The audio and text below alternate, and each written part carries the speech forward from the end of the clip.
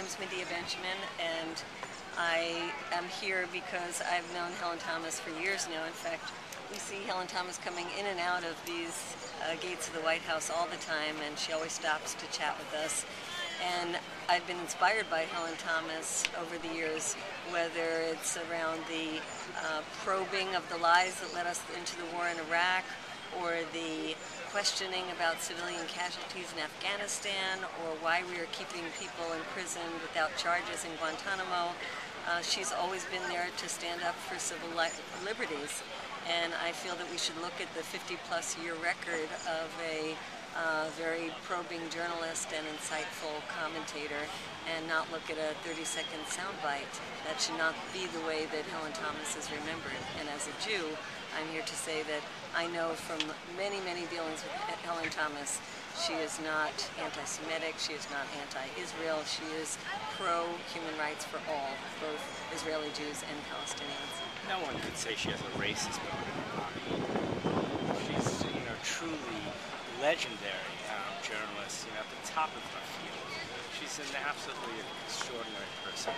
And the context in which she was speaking was clear. She was suggesting clearly that the Israeli occupation of Palestine should come to an end. And we as American Jews take the stand that those who care about the First Amendment and the Fourth Estate should seek the reinstatement of Helen Thomas. She is a great treasure, a national treasure, and she should be back in that front row seat tomorrow. I think Jewish sentiment in this country is changing rapidly.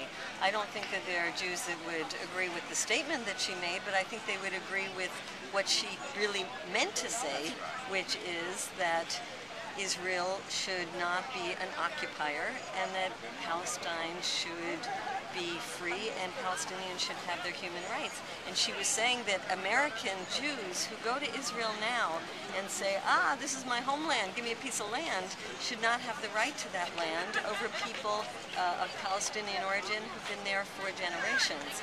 And that's a sentiment I think that a lot of American Jews have begun to recognize.